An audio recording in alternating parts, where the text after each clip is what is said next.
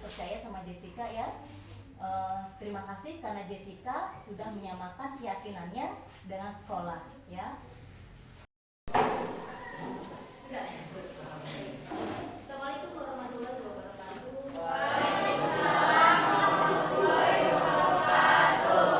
Apa kabar hari ini? Hari ini kita akan buat keyakinan kelas. Keyakinan apa itu keyakinan kelas? Keyakinan kelas itu kesepakatan yang akan kita buat secara bersama dan harus diikuti oleh semua warga kelas.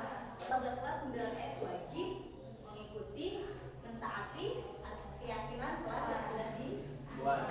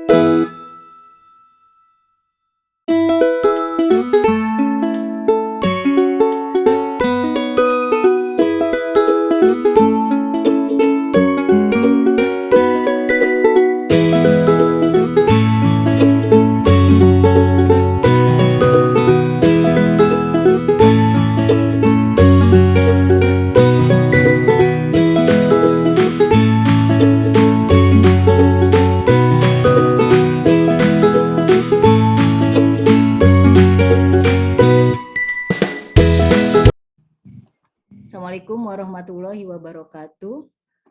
Waalaikumsalam warahmatullahi wabarakatuh. Sebelumnya saya ucapkan terima kasih kepada teman-teman semua yang berkenan hadir dalam kegiatan diseminasi guru penggerak, calon guru penggerak Angkatan 7 Kabupaten Lebak. Saya Eva Mardiana dari SMP Negeri 1 Wonosalam. Sebelum memulai acara ini, ada baiknya kita mengucapkan basmalah terlebih dahulu. Semoga acara ini lancar hingga akhir kegiatan. Bismillahirrahmanirrahim. Bapak Ibu, sebelum saya memulai menyajikan materi, ada sambutan dari Bapak Kepala Sekolah SMP Negeri 1 Wonosalam, yaitu Pak Jajang Supian, SPD MSI. Kepada beliau dipersilakan. Terima kasih. Assalamualaikum warahmatullahi wabarakatuh. Waalaikumsalam warahmatullahi wabarakatuh. Alhamdulillah wasyukurillah, Bapak dan Ibu, teman-teman, guru semua. Pada malam ini kita akan menyaksikan diseminasi dari calon guru dari Eva Mardiana. Mudah-mudahan apa yang disampaikan bisa menjadi bahan untuk referensi kita juga di sekolah kita dan bisa bermanfaat dalam pelaksanaannya baik di sekolah SMP 1 Salam khususnya maupun untuk teman-teman yang lain. Yang selanjutnya juga saya ucapkan selamat kepada Bu Eva, semangat terus, mudah-mudahan keberhasilan Bu Eva dalam bergerak bisa diikuti oleh teman-teman yang lain, khususnya SMP Negeri 1 Salam, dan umumnya mungkin untuk teman-teman guru-guru yang ada di wilayah Kabupaten Lebak khususnya ataupun Provinsi Banten. Barangkali itu saja karena waktunya saya singkat sebagai prakata dari saya selaku kepala sekolah. Terakhir, terima kasih kepada teman-teman Bu Eva yang masuk di luar lingkungan sekolah kami SMP Negeri 1 Wonosalam atas partisipasinya dalam rangka memenuhi kuota untuk menunjang tugas dari Bu Eva sebagai loka yang kedua kalau nggak salah dalam salah satu tugas yang harus diselesaikan, yang harus dikerjakan sebagai calon guru penggerak. Barangkali itu saja sebagai sambutan dari saya. Terima kasih. Wassalamualaikum warahmatullahi wabarakatuh. Waalaikumsalam warahmatullahi wabarakatuh. Terima kasih kepada Pak Jajang Supian SPD MSI yang telah memberikan sambutannya. Selanjutnya Bapak Ibu, untuk mempersingkat waktu, saya akan memulai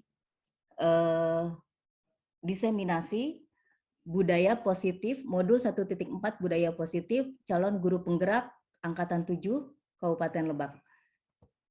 Saya izin share screen Bapak Ibu dan izin mematikan kamera karena sebenarnya kurang baik tampilan kameranya.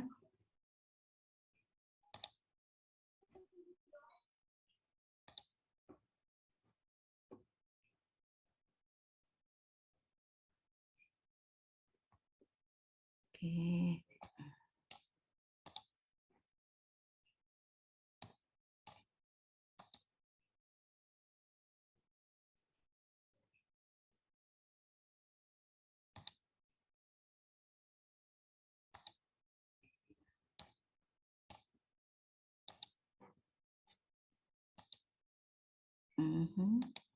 Oke, ya.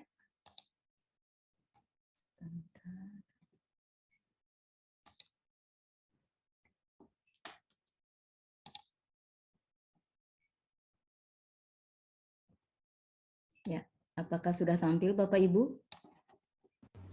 Sudah, Bu. Baik. Bu, sudah. Baik. Dilanjut. Ya, terima kasih. Assalamualaikum warahmatullahi wabarakatuh. Waalaikumsalam warahmatullahi wabarakatuh. Ya, izinkan saya memulai diseminasi modul 1.4 penerapan budaya positif di sekolah oleh saya sendiri dari Eva Mardiana dari SMP Negeri 1 Wonosalam, CGP Angkatan 7 Kabupaten Lebak, Provinsi Banten.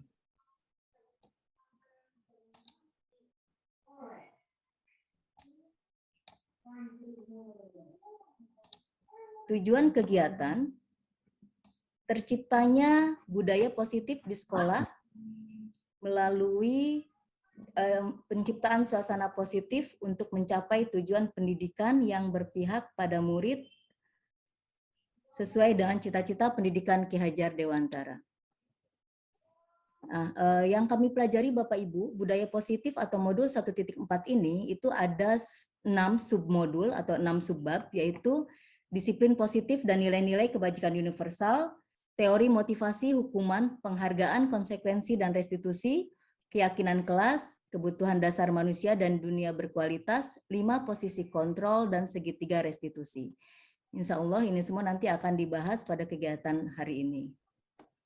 Disiplin positif dan nilai-nilai kebajikan universal.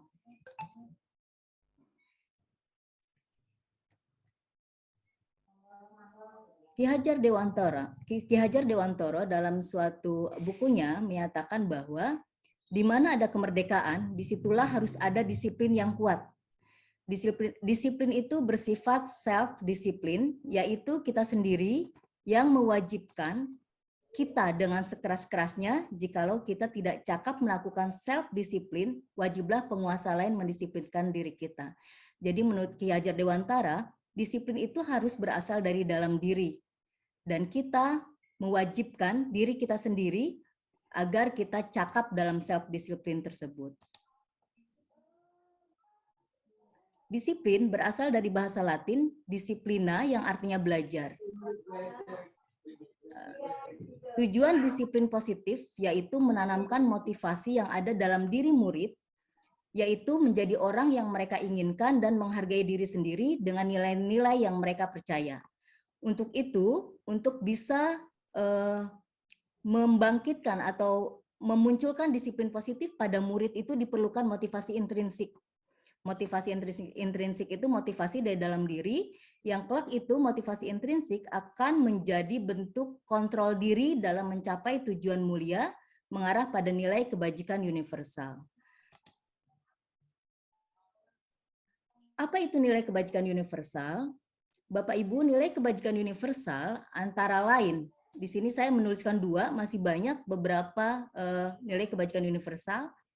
Seperti yang kita ketahui bahwa kurikulum Merdeka itu menumbuhkan karakter profil pelajar Pancasila, di mana karakter-karakter pada profil pelajar Pancasila itu merupakan nilai kebajikan universal, yaitu beriman dan bertakwa kepada Tuhan Yang Maha Esa dan berakhlak mulia, kemudian mandiri, bernalar kritis, berkebinekaan global, bergotong royong, dan kreatif. Itu adalah nilai-nilai kebajikan universal pada profil pelajar Pancasila yang diupayakan ada pada murid pada kurikulum Merdeka ini. Kemudian dari BO Primary Years Program, nilai kebajikan universal menurut PYP yaitu di mana sikap murid harus memiliki karakter toleransi, integritas, menghargai, empati, kreativitas, percaya diri, rasa hormat, mandiri, antusias, keingintahuan, kerjasama, dan komitmen. Itu beberapa nilai kebajikan universal. Nah, mari kita refleksi Bapak Ibu, bagaimana dengan tingkat kedisiplinan kita sebagai pendidik. Bapak Ibu bisa melihat ke dalam diri sendiri, bagaimana kedisiplinan kita sebagai seorang guru, dan bagaimana tingkat kedisiplinan murid-murid kita di sekolah. Bagaimanapun Bapak Ibu, murid-murid itu akan melihat guru sebagai teladannya. Jadi kalau kita belum memiliki disiplin yang baik, maka jangan berharap murid-murid kita juga akan memiliki disiplin yang baik juga. Ini untuk refleksi kita semua.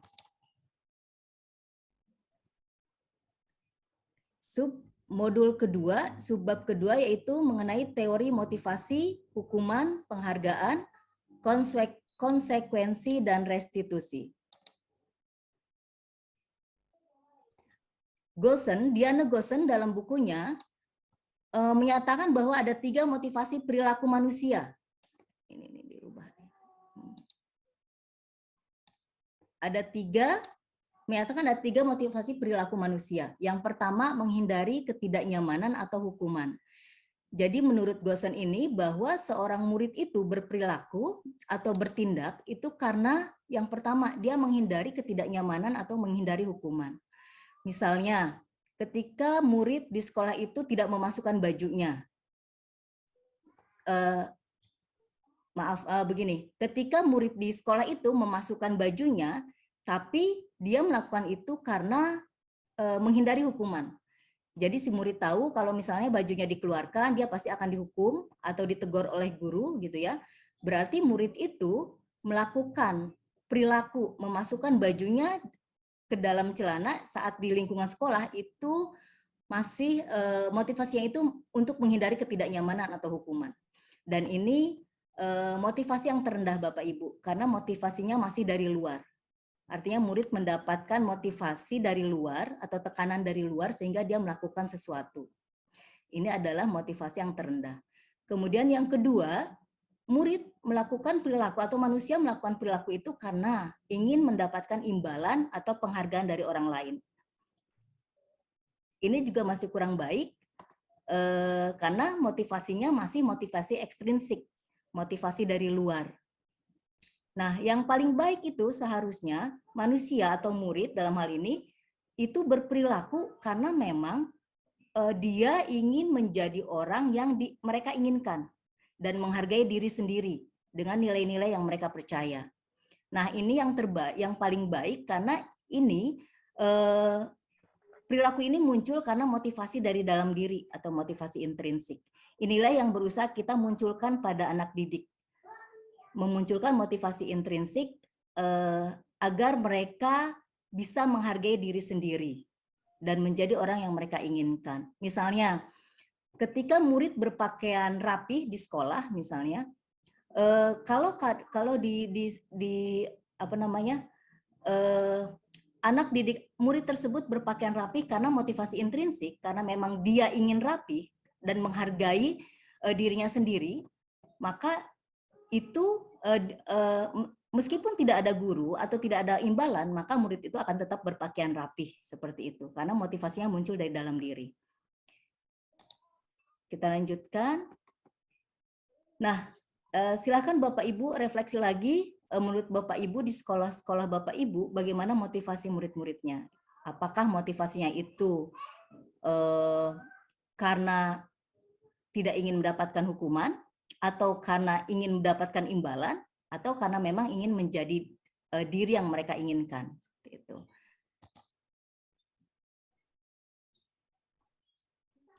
Nah, di dalam modul 14 budaya positif Bapak Ibu, ternyata penghargaan juga adalah suatu hukuman. Ya, ternyata penghargaan adalah suatu hukuman. Jadi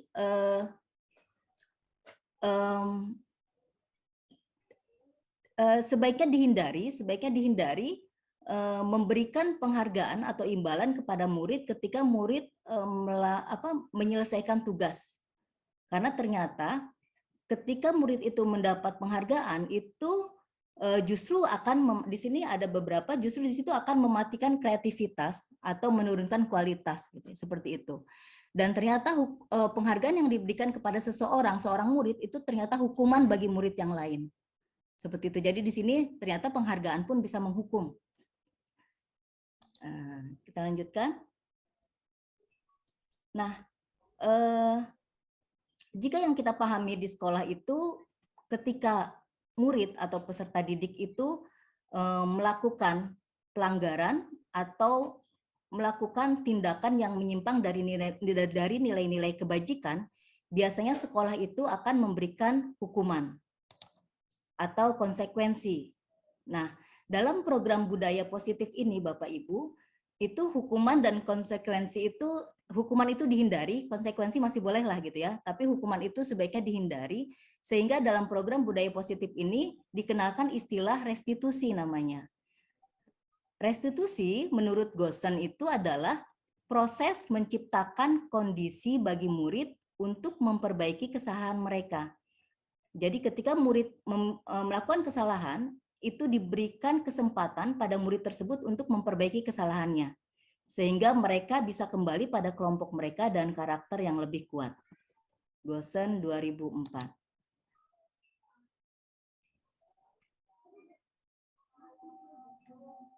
Subbab selanjutnya dari budaya positif adalah keyakinan kelas. Apa itu keyakinan kelas dan mengapa keyakinan kelas? Apa bedanya keyakinan kelas dan peraturan kelas? Kita simak selanjutnya. Nah, sedikit perbedaan antara keyakinan kelas dan peraturan. Jadi kalau peraturan itu biasanya dibuat dalam kalimat-kalimat yang negatif. Misalnya dilarang dilarang ngobrol, misalnya seperti itu, dilarang ngobrol di kelas. Dilarang itu merupakan kalimat negatif. Nah, kalau keyakinan kelas ini kalimat-kalimatnya itu atau pernyataannya dibuat dalam bentuk yang positif. Misalnya, dilarang membuang sampah itu diganti menjadi menjaga kebersihan seperti itu. Jadi tidak ada kalimat-kalimat negatif dalam keyakinan kelas. Jadi kata-kata seperti dilarang, jangan, atau tidak boleh itu tidak ada. Tapi kalimat-kalimatnya itu diganti dalam kalimat dalam bentuk positif, misalnya menjaga kebersihan, menjaga ketertiban, seperti itu. Saling menghormati, seperti itu. Kemudian kalau peraturan peraturan itu biasanya banyak dari A sampai Z gitu ya, poin-poinnya banyak. Nah, kalau keyakinan kelas itu biasanya sedikit, tidak terlalu banyak, hanya beberapa poin gitu. Kemudian perbedaan peraturan dan keyakinan, kalau peraturan itu cenderung satu pihak. Jadi dari pihak sekolah yang membuat dan siswa atau peserta didik itu harus mengikuti. Tapi kalau keyakinan kelas ini dibuat dan disepakati secara bersama oleh warga kelas. Nah, kalau peraturan kelas itu biasanya baku, kalau keyakinan kelas itu bisa berubah-ubah. Jadi kita itu bisa melihat kembali, meninjau kembali apakah keyakinan kelas ini masih relevan atau tidak, itu bisa dirubah-rubah. Nah, keyakinan kelas ini bisa dicoba Bapak Ibu, terutama wali kelas saat nanti tahun ajaran baru, misalnya ya, tahun ajaran baru. Jadi sebelum memulai pembelajaran, dibuat dulu keyakinan kelasnya seperti apa, gitu. Seperti itu. Nah, bagaimana tahapan membuat keyakinan kelas? Berikut tahapan-tahapan membuat keyakinan kelas. Yang pertama, ada curah pendapat. Jadi, Bapak Ibu bisa menggali informasi dari murid apa saja aturan sekolah yang ada atau aturan kelasnya gitu ya. Menggali informasi dari murid, apakah murid tahu aturan sekolah, aturan kelas atau aturan sekolah yang seperti apa. Nah, dari hasil menggali informasi itu, nanti Bapak Ibu bisa merubah kalimat negatif yang ada pada aturan itu dirubah menjadi pernyataan atau kalimat yang lebih positif. Kemudian dari kalimat positif itu, baru nanti kita bisa cari atau kita bisa temukan nilai-nilai kebajikannya. Misalnya saling menghormati, saling menghargai, itu contoh nilai kebajikannya. Atau misalnya bekerja, seperti itu. Nah, setelah nilai kebajikannya kita dapatkan, kemudian selanjutnya kita bisa tinjau ulang keyakinan kelasnya secara bersama-sama. Ini bisa keyakinan kelas atau keyakinan sekolah. Kalau keyakinan sekolah berarti itu berlaku di sekolah. Kalau keyakinan kelas berarti berlaku di dalam kelasnya masing-masing, dipimpin oleh Bapak Ibu wali kelas, seperti itu. Nah, jika seluruh warga kelas sudah menyetujui, maka bisa ditandatangani, kemudian ditempel di dinding agar seluruh warga kelas itu bisa melihat. Dan kalau perlu dihafal gitu ya, keyakinan kelasnya.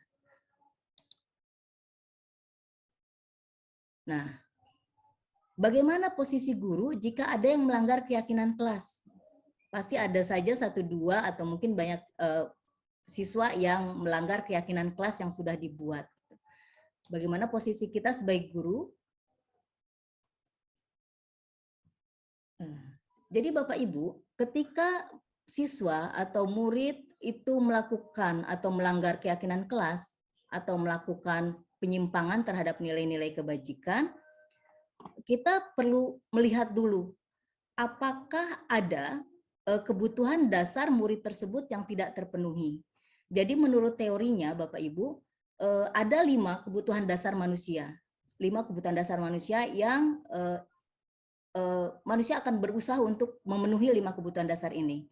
Kebutuhan dasarnya adalah bertahan hidup, kemudian cinta dan kasih sayang, kemudian kesenangan, kebebasan, dan penguasaan.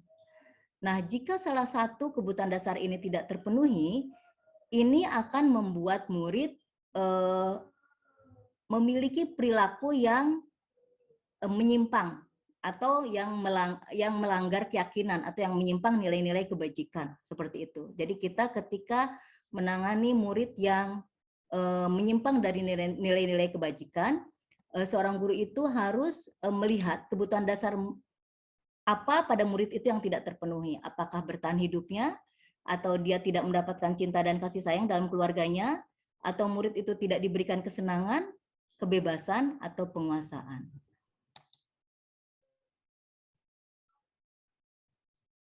Kita lanjutkan. Nah, ya.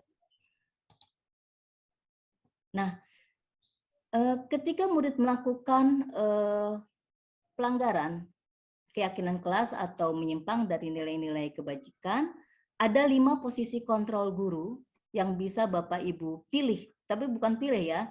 Jadi ada 5 posisi kontrol guru, ada 1 guru sebagai penghukum, yang kedua guru sebagai pembuat merasa bersalah, yang ketiga guru sebagai teman, yang keempat guru sebagai pemantau, dan yang kelima guru sebagai manajer. Nah, posisi kontrol terbaik itu adalah guru sebagai manajer. Bapak Ibu, kita bisa, saya akan coba tampilkan video, mungkin di situ nanti Bapak Ibu bisa menyaksikan seperti apa guru yang penghukum, pembuat merasa bersalah, teman, pemantau, atau manajer. Mudah-mudahan videonya bisa dibuka. Berarti coba dulu.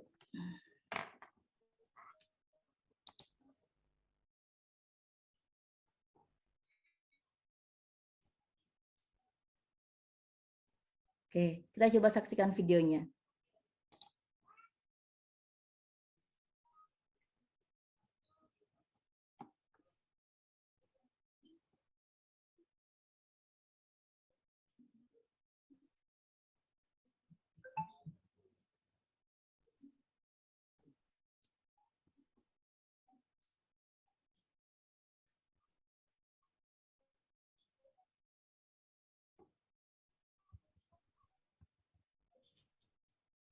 Suara di videonya nggak kedengeran, Bu.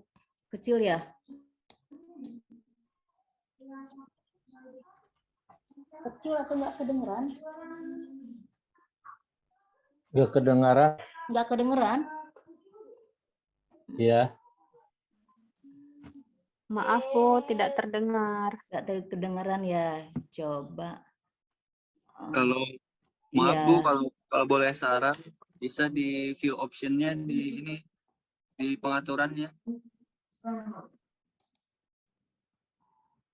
Sekarang kedengeran? Selalu terlambat. Kedengeran nggak? Iya, iya ada. Ya sudah. Maaf Bu, saya. Apa? Apa coba? Sudah, Bu. Alasan Sudah, Bu. apa sih kamu tidak terlambat? Malas sekali ya kamu jadi anak. Saya.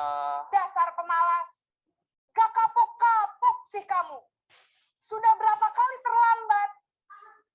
Sana, kamu keliling lapangan basket 2 kali. Kenapa saya harus keliling lapangan basket, Bu? Kenapa? Kamu mau lawan ibu? Berani-beraninya jawab. Sudah terlambat, masih berani jawab pula. Sekarang, keliling lapangan basket 5 kali sekalian. Biar kapok. Cepat. Pergi sana ke lapangan basket. Posisi penghukum biasanya berbicara dengan nada tinggi, menghardik, menunjuk-nunjuk, menyakiti, dan menyindir. Hukuman bisa berupa fisik maupun psikis. Ibu dan Bapak guru hebat.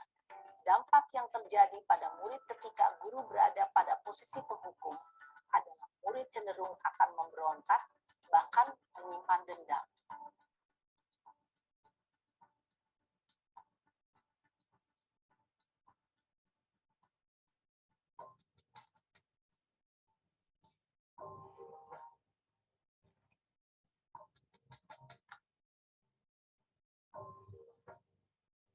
Naren!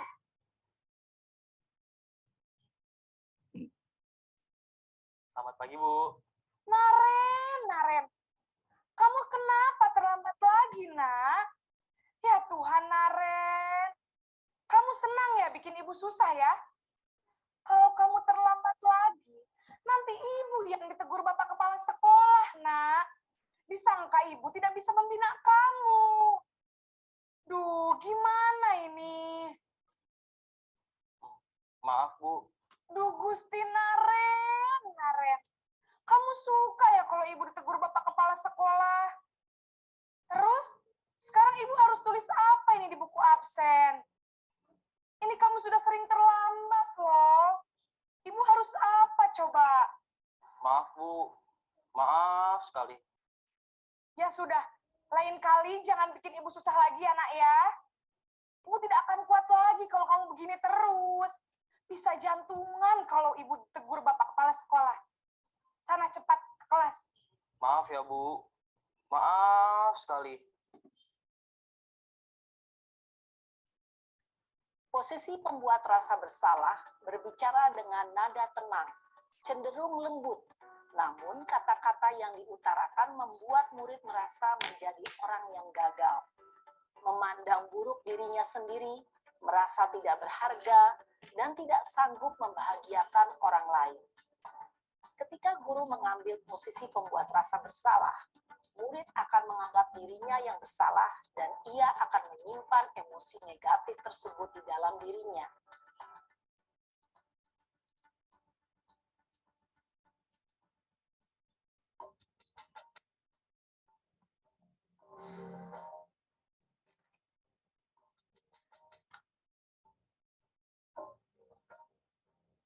Naren,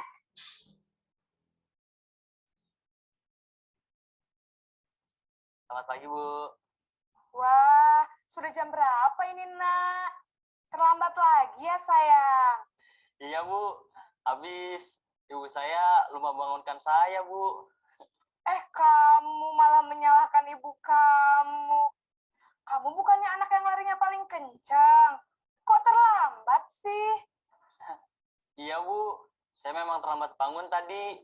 Jadi, biarpun saya lari kencang, tetap gak kekejar, Bu. Ya sudah sana. Nanti lain kali larinya lebih kencang lagi ya. Biar gak terlambat lagi. Bikin seneng ibu. Demi ibu. Bisa kan? Bisa lah, Bu. Ya sudah sana masuk kelas. Ibu beresin urusan absen kamu. Kamu ini ada-ada saja. Dalam posisi teman, guru berbicara dengan nada suara ramah, akrab, cenderung bersenda gurau untuk menjaga suasana tetap santai. Murid akan merasa senang, aman, dan akrab dengan guru. Identitas yang tercipta adalah identitas sukses atau berhasil. Namun, perlu diingat, karena ini masih dorongan eksternal, maka ada faktor ketergantungan dari murid kepada orang tertentu. Di sini, guru absennya, sehingga di lain waktu, murid bisa berperilaku baik, namun hanya kepada orang-orang tertentu saja.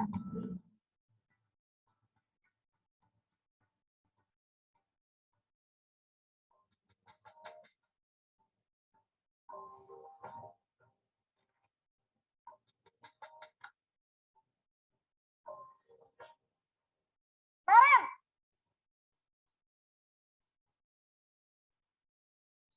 Selamat pagi, Bu. Naren, apa peraturan sekolah kita tentang jam berapa kita harus masuk sekolah, Nak? Kita harus di sekolah jam 7, Bu. Iya, betul. Sekarang sudah jam 7.20.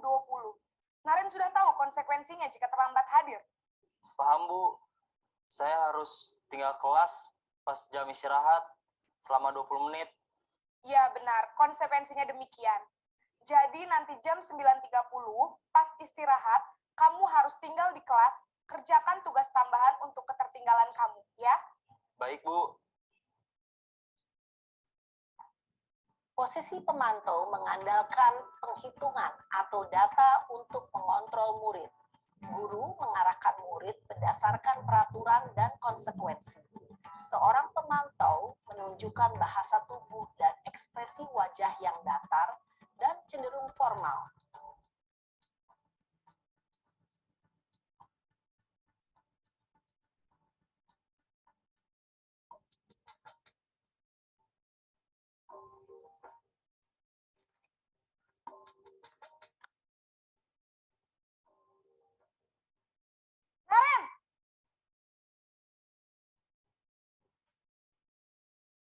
Selamat pagi, Bu. Selamat pagi, Naren. Maaf, Bu. Saya terlambat. Iya, sekolah masuknya jam 7, sekarang sudah jam 7.20. Jadi sekarang bagaimana ini, Naren? Maaf, Bu. Saya lupa setel alarm saya semalam. Baiklah, menurut kamu, keyakinan sekolah yang mana yang perlu kamu tingkatkan? Menghargai diri sendiri dan orang lain mungkin ya, Bu. Setuju. Jadi, apakah Naren meyakini prinsip saling menghormati tersebut? Iya, Bu. Saya meyakininya. Apakah Naren bersedia memperbaiki masalah keterlambatan ini? Bersedia, Bu.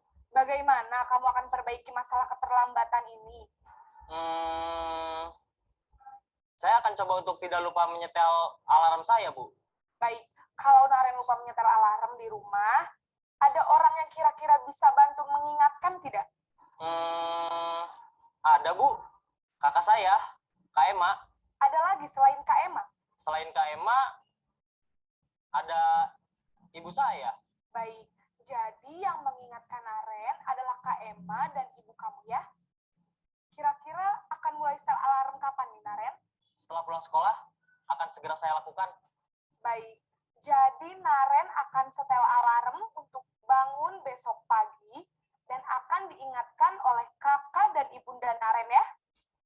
Ada lagi yang mungkin perlu dilakukan, Naren? Agar tidak terlambat bangun lagi. Tidak ada, Bu. Baik, Naren. Terima kasih untuk kerjasama kamu. Sekarang kamu perlu kembali ke kelas untuk belajar. Baik, Bu. Terima kasih. Posisi manajer adalah posisi kontrol yang disarankan untuk membimbing murid memiliki sikap disiplin yang positif, yaitu murid yang mandiri, bertanggung jawab, dan dapat memecahkan masalah. Tujuan dari posisi ini adalah agar murid dapat berefleksi atas tindakannya. Guru akan dengan tulus memberikan pertanyaan-pertanyaan bermakna, sehingga membuat murid dapat belajar dari kesalahannya dan mencari sebuah solusi untuk menyelesaikannya. Ibu dan Bapak guru hebat, setelah mengamati adegan kelima posisi kontrol tadi, kira-kira posisi mana yang paling ideal? Posisi mana yang dapat menunjang motivasi intrinsik murid? Ya, tentu posisi manajer.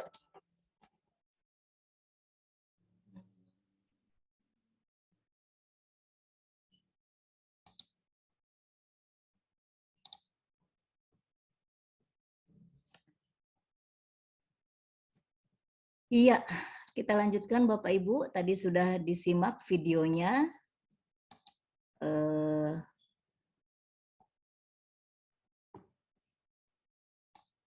Lanjutkan lagi presentasinya.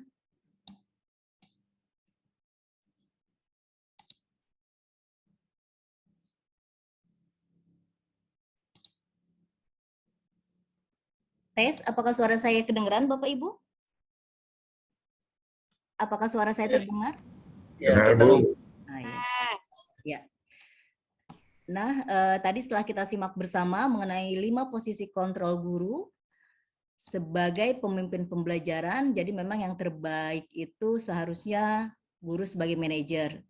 Tapi guru sebagai pemantau masih bisa gitu ya, masih bisa guru sebagai pemantau dan guru sebagai manajer.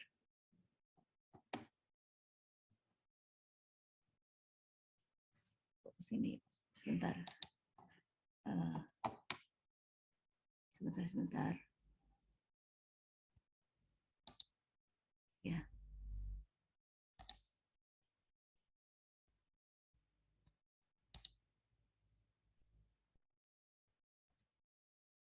Loh, kenapa? Sebentar. Ini kenapa? Oke, oh ya. Jadi Bapak Ibu, oke. Ya, Bu Rohana raise hand. Ditunggu ya Bu, nanti ada sesi tanya jawab setelah presentasi. Kenapa presentasinya nggak mau pindah ya?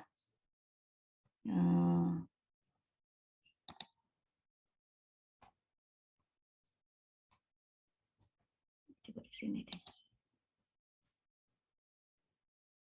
Ya, jadi restitusi. Tadi kita kembali ke restitusi.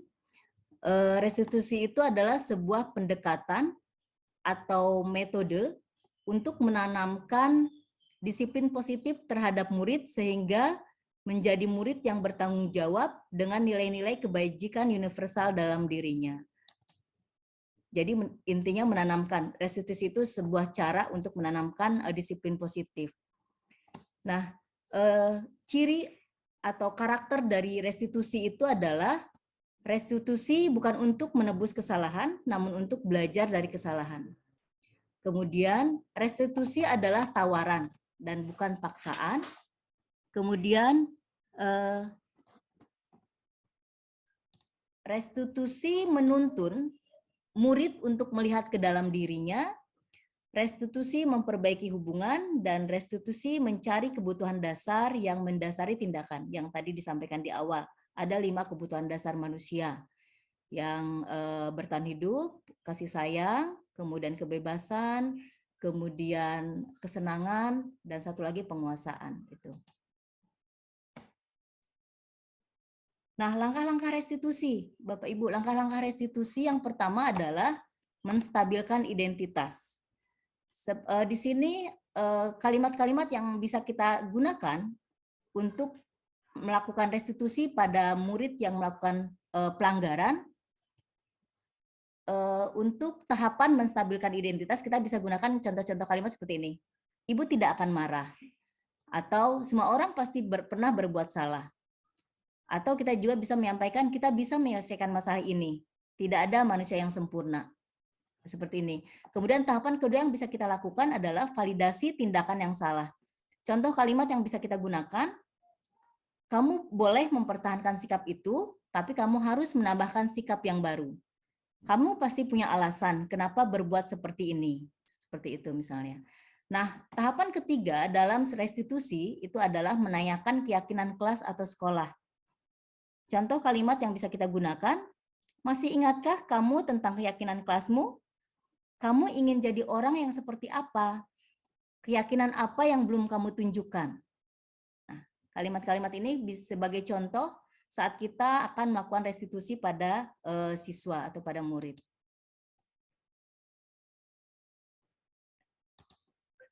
Nah, restitusi ini dinamakan juga dengan segitiga restitusi karena memiliki 3 tahapan. 3 tahapan kemudian dilambangkan dengan bentuk segitiga seperti ini, Bapak Ibu, di mana setiap satu sisi segitiga itu menunjukkan satu tahapan, gitu ya. Jadi dinamakannya segitiga restitusi.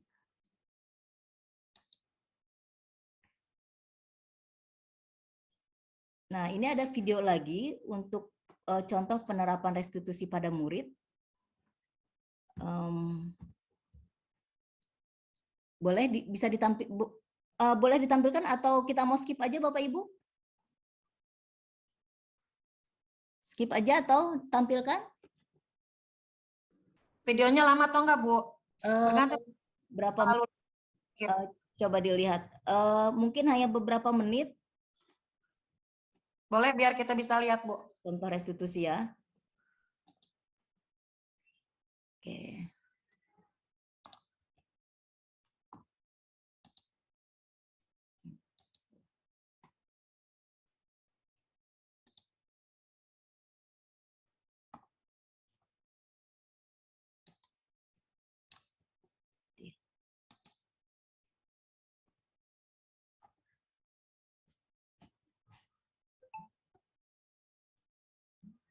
Siang, Sarah. Siang, Pak. Sudah lama nggak ketemu Sarah. Kenapa hari ini ada di sini? Kesel, Pak. Kesel banget. Masa aku dikatain tukang fitnah, Pak? Ya aku marah lah. Aku balik ngatain Eka di depan kelas. Kesel banget. Oh, begitu. Ya pasti kamu marah dan kesal. Bapak juga akan marah apabila ada yang menuduh Bapak seperti itu. Kemudian, pada saat itu, kamu mau melakukan apa? Ya saya langsung ngatain Eka lah, Pak. Kesel banget. Saya bentak-bentak dia depan teman-teman lain. Oh, begitu. Pasti kamu melakukan seperti itu karena suatu alasan tertentu, bukan? Iyalah, masa saya diam saja, Pak? Ya saya bela diri lah. Masa saya dituduh tukang fitnah? Ya, wajarlah. Mempertahankan harga diri itu sesuatu yang penting buat kamu. Untung kamu tidak bertindak lebih gegabah lagi. hanya membentak-bentak. Iya, Pak. Untung saya masih bersabar dan hanya membentak saja. Sudah gemes padahal. Saya pasti bela diri lah. Ya, pasti ya. Tapi kamu memilih untuk tetap bertahan dan bersabar. Kamu memilih untuk tidak berbuat lebih parah lagi, bukan? Iya. Nah, sekarang coba kita lihat lagi. Tindakan kamu yang bentak-bentak Eka di kelas. Tindakan kamu itu kira-kira sesuai dengan keyakinan kelas atau prinsip kamu tidak? Enggak lah, Pak. Capek, Pak, jadi pemarah. Jadi, keyakinan atau prinsip mana yang kurang sesuai dengan keinginan kamu? Ya, saya sebenarnya sangat menghargai orang lain. Mungkin saat itu saya menjadi emosi, jadi tidak menunjukkan sikap itu. Kamu meyakini tidak? Menghargai orang lain itu penting buat kamu. Yakinlah, Pak. Iya, setuju. Kita harus saling menghargai. Namun, ada juga keyakinan yang kita sepakati yang perlu kita jalankan apabila kita sedang marah, bukan? Ya, saya bisa lebih proaktif, mulai dengan diri sendiri. Saya bisa jadi lebih bersabar, mengambil waktu jeda untuk berpikir mau apa selanjutnya. Kira-kira kamu bersedia memperbaiki masalah ini tidak? Bersedia, Pak. Kalau kamu memperbaiki masalah ini, kamu akan menjadi orang seperti apa? Saya akan menjadi orang yang bertanggung jawab kali ya, Pak. Dan senantiasa proaktif. Ya, menurut kamu, bagaimana rasanya menjadi orang seperti itu? Ya nyaman lah, bangga bisa bersabar dan menahan diri. Baiklah kalau begitu. Yuk, kita pikirkan bagaimana memperbaiki masalah ini.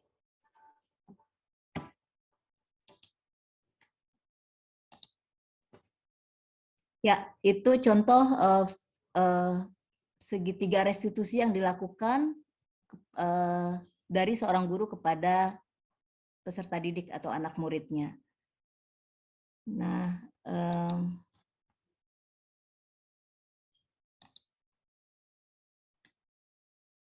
baik, kita lanjutkan sedikit lagi.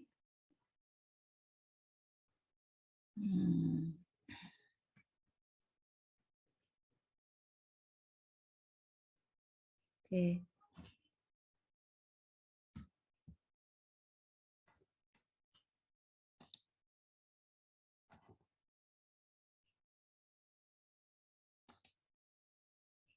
Nah, sedikit lagi Bapak Ibu. Nah, jadi tadi dari awal itu kita sudah mempelajari tentang disiplin positif, motivasi intrinsik, keyakinan kelas, posisi guru, 5 posisi guru, dan restitusi. Inilah yang disebut, yang kemudian akan menghasilkan budaya positif jika ini bisa diterapkan di sekolah. Seperti itu Bapak Ibu, pemaparan mengenai budaya positif di sekolah.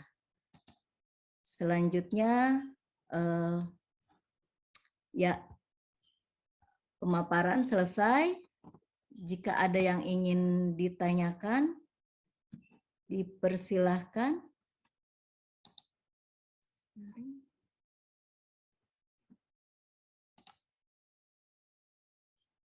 Oke, ya.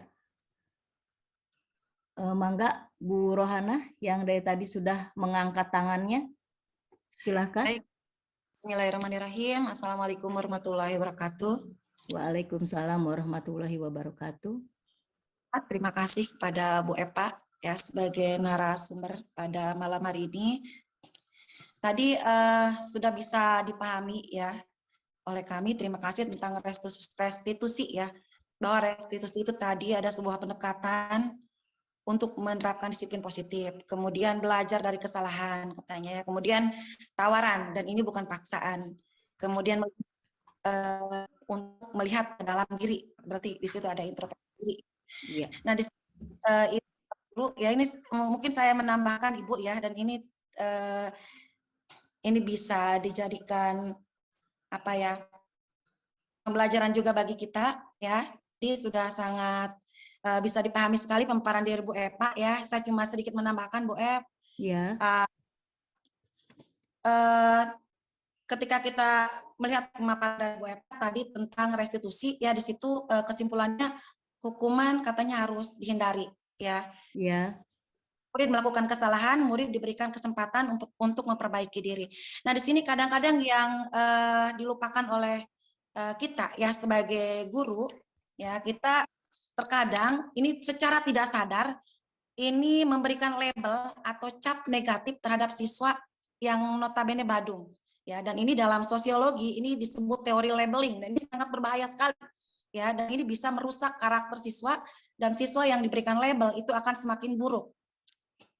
Jadi teori label ini dikemukakan oleh Edwin M. Lemet, ini masih ada kaitan dengan materi yang dipaparkan oleh Bu Eva tadi, ya, di mana teori labeling ini seseorang yang dianggap menyimpang kemudian diberikan cap atau label ya oleh lingkungan sosialnya, ya terutama guru biasanya yang mencap anak itu badung, bandel, kemudian bodoh misalkan, ya atau misalkan hal-hal sepele misalkan ih dasar payah misalkan begini saja tidak bisa. Nah ini teori ini karena ini capnya bersifat sosial, nah ini siswa yang diberikan cap itu ini akan mengalami perubahan peran dan cenderung berperilaku seperti apa yang dikatakan kepadanya. Kalau dia dicap badung, anak itu akan badung. Ya, dicap itu tidak akan membuat siswa menjadi pintar. Kalau saya gitu bodoh, ini tidak akan bisa membuat siswa menjadi pintar gitu. Jadi saya mengingatkan kepada diri sendiri juga ya bahwa pemberian cap negatif terhadap siswa itu juga harus dihindari dan ini juga mungkin bagian dari restitusi juga gitu. Mungkin aja itu yang bisa saya sampaikan Bu Ep ya. Terima kasih atas kesempatannya. Ya, Bu Rohana, terima kasih atas penyampaiannya. Saya setuju sekali dengan yang Bu Rohana sampaikan ya. Betul, kita tidak boleh memberikan label, apalagi label buruk kepada siswa. Saya sangat setuju sekali dengan Bu Rohana. Bapak Ibu yang lain mungkin ada yang ingin disampaikan? Atau mungkin ada yang ingin ditanyakan? Dipersilahkan. Saya Bu Eva. Boleh Pak Tarmo, silakan. Terima kasih Bu Eva ya atas kesempatannya, atas undangannya, gitu kan.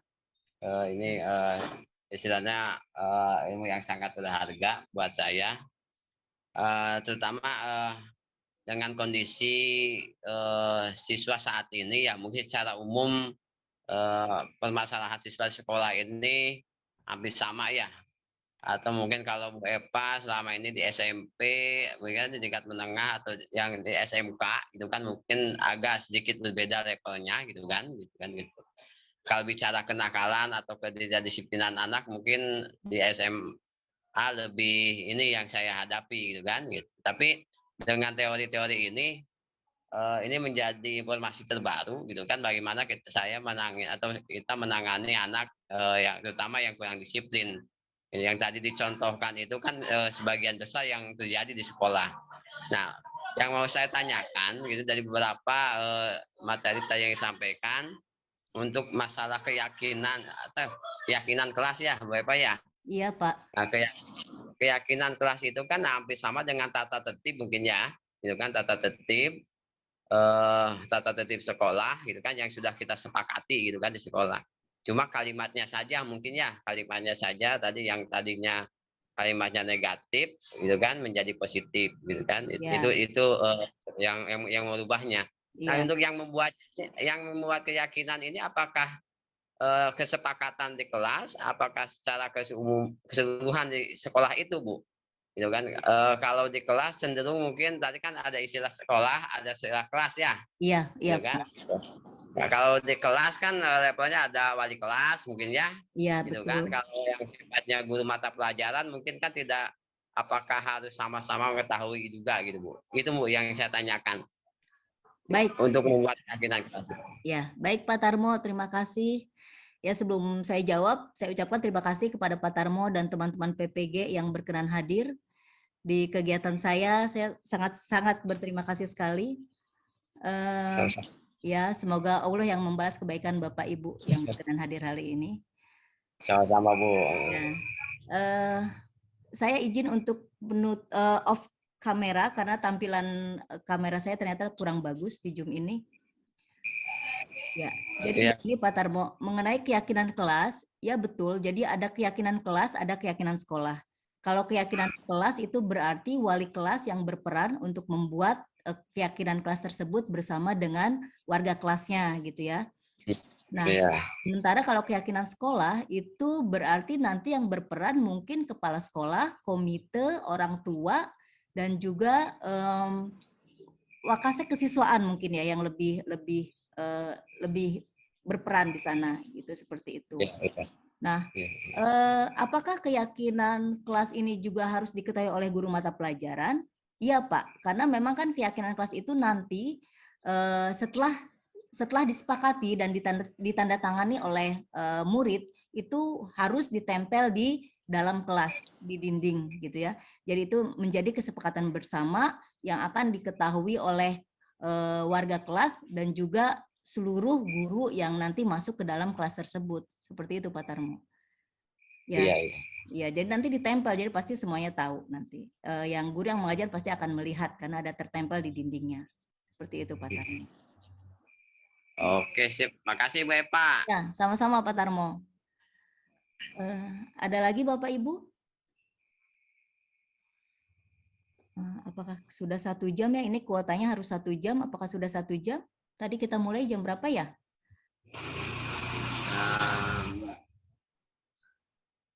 Mulainya jam 7 lewat sepertinya. Iya, jam 7 lewat Ibu. Iya. Oh ini, ada pertanyaan dari Bu Heni lewat chat. Bagaimana cara awalnya membangun keyakinan kelas jika ada kelas yang betul-betul pasif? Jadi langkah awal kita untuk membuat keyakinan kelas itu adalah menggali informasi sebanyak-banyaknya dari murid mengenai aturan kelas, atau nanti pasti murid akan menjawab dengan aturan sekolah gitu ya. Misalnya anak-anak misalnya, menurut kalian aturan apa sih yang ada di sekolah ini, seperti itu, atau aturan apa yang ada di kelas. Misalnya nanti mungkin anak-anak akan menjawab bajunya Bu harus dimasukkan, misalnya seperti itu, harus pakai sepatu warna hitam, seperti itu. Jadi yang kita gali itu aturan dulu. Nah, dari aturan-aturan itulah baru kita rubah menjadi keyakinan kelas. Dirubah kalimatnya agar kalimatnya itu bisa bernada positif. Karena kalau aturan biasanya kalimatnya kalimat negatif, seperti diawali dan kata-kata tidak boleh atau dilarang misalnya. Dirubah kalimatnya menjadi kalimat positif atau pernyataan positif. Nah, setelah kita merubah kalimatnya menjadi kalimat atau pernyataan positif, itu baru kita menyarikan atau menentukan nilai kebajikan universalnya atau nilai keyakinan kelasnya seperti apa. Misalnya, ketika anak tidak mengerjakan piket misalnya. Ketika anak tidak mengerjakan piket, mungkin di situ nilai kebajikan atau nilai keyakinan kelasnya itu kita bisa tulis bekerja misalnya. Jadi di situ siswa di kelas tersebut itu harus bekerja. Bekerja itu dalam arti ketika ada tugas piket harus dikerjakan, ketika ada tugas dari guru juga harus dikerjakan dengan sungguh-sungguh, seperti itu. Jadi nanti nilai kebajikannya atau nilai keyakinan kelasnya itu bekerja, misalnya seperti itu. Jadi hanya poin itunya saja, bekerja atau saling menghormati misalnya. Seperti itu, Bu Heni. Jadi yang kita gali itu aturannya, aturan kelasnya. Aturannya dulu. Kalau aturan mungkin murid yang pasif pun tahu ya aturan kelas atau aturan sekolah lah minimal seperti apa. Seperti itu Bu Heni. Ya, terima kasih Bu Eva. Sama-sama. Jadi kalau awalnya anaknya pasif tuh, jadi sempat menemukan satu kelas, anaknya betul-betul pasif satu kelas. Saya kira hanya di beberapa di pelajaran saya saja, tapi ternyata di hampir semua guru. Jadi mereka nggak responsif gitu. Jadi gimana cara membangun itu awalnya? Ya, kalau memang mungkin bisa ditelusuri juga apa yang membuat anak itu tidak responsif atau tidak mau bicara. Mungkin yang dimaksud responsif tidak mau bicara. Bisa jadi mungkin karena malu atau enggan atau bagaimana gitu ya Bu ya. Nah, mungkin bisa disiasati dengan membuat menyampaikan pendapatnya itu dalam sebuah tulisan misalnya. Kalau tak khawatir anaknya malu untuk bicara gitu ya atau enggan, mungkin bisa eh, eh, kita buat alternatif anak menyampaikan pendapat dengan sebuah tulisan. Itu mungkin bisa Bu Heni gitu ya. Kalau sebuah tulisan. Seperti itu mungkin Bu yang bisa saya jelaskan.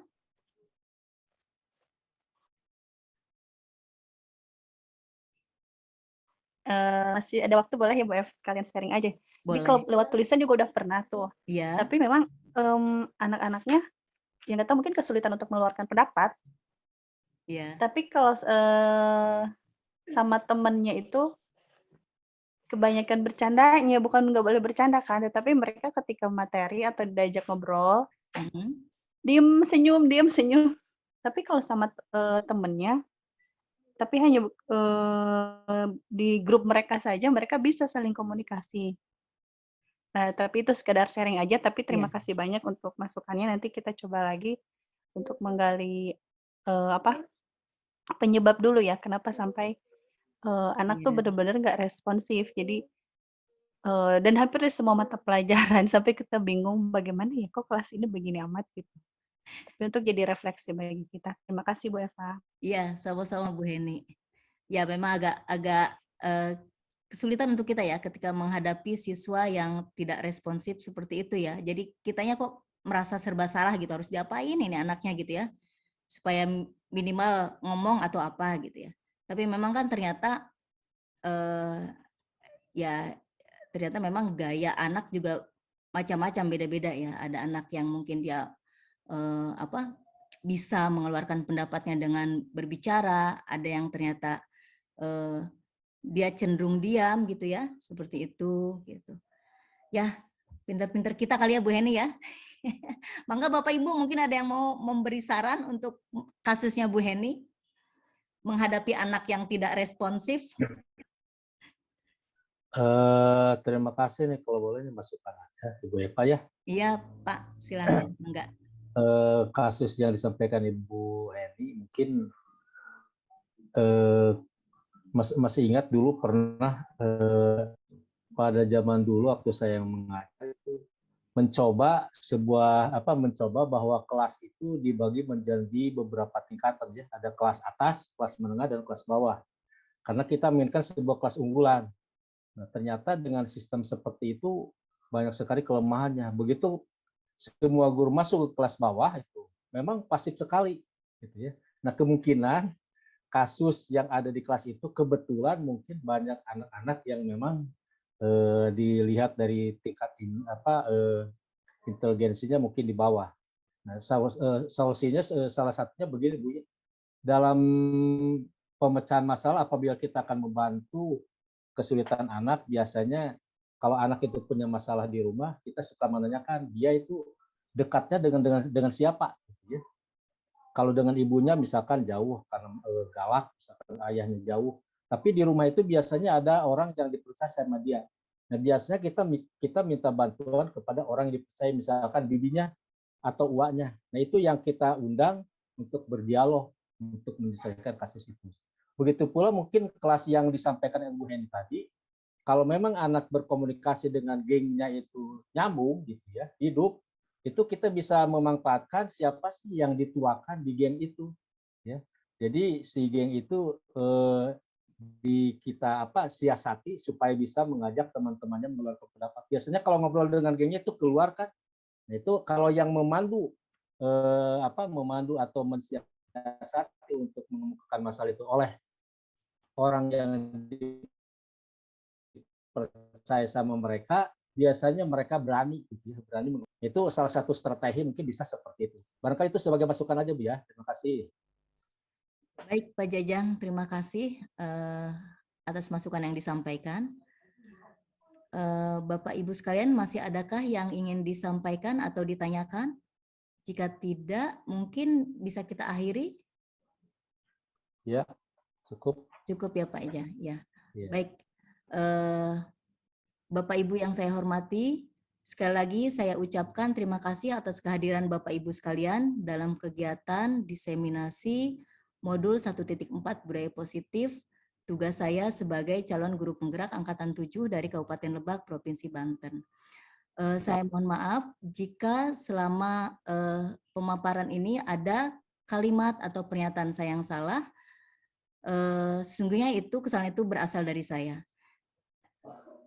Bapak Ibu, saya akhiri dengan mengucapkan hamdalah. Alhamdulillahirabbil alamin. Sekian, terima kasih. Assalamualaikum warahmatullahi wabarakatuh. Waalaikumsalam warahmatullahi wabarakatuh.